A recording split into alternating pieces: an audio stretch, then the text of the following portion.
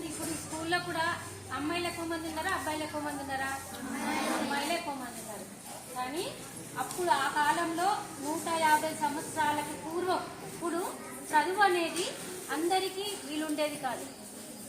అసలు ఆడపిల్లలకు ఆ చదువు అనేదే ఉండేది కాదు. ఆడపిల్లలు చదువుకుంటే దేశానికి అరిష్టమని, ఇంటికి అరిష్టమని, మొత్తానికి భర్తలు చనిపోతారు అనేది ప్రచారంలో ఉండేదన్నమాట. అది అలాంటి దాంట్లో ఆమె ఇంకా పెద్ద పెద్ద వాళ్ళు మాత్రమే, బాపని వాళ్ళు, పండితులు మాత్రమే చదువుకునేవాళ్ళు.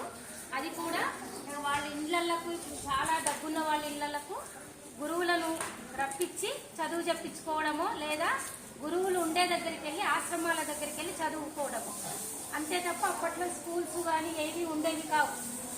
అలాంటి సమయంలో బ్రిటిష్ వాళ్ళు వచ్చిన కాలం తర్వాత కొంచెం స్కూల్స్ పెట్టినారు. దాంట్లో కొంతమంది చదువుకోవడం మొదలుపెట్టారు. అంటే కొన్ని వర్గాల వాళ్ళు, అలా మిగతా కులాల వాళ్ళు కూడా చదువుకోవడం మొదలుపెట్టిన తర్వాత ఈ చదువుకోవడం వల్ల మనకు చాలా విషయాలు తెలుస్తుంది.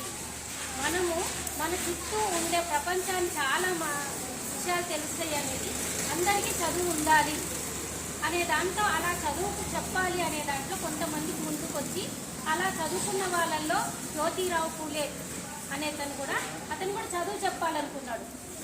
అలా స్కూల్స్ మొదలు పెట్టాలి అని అనుకొని స్కూల్స్ మొదలు పెట్టిన తర్వాత దాంట్లో అసలు ఎవరు కూడా వేరే కులం వాళ్ళు, అంటే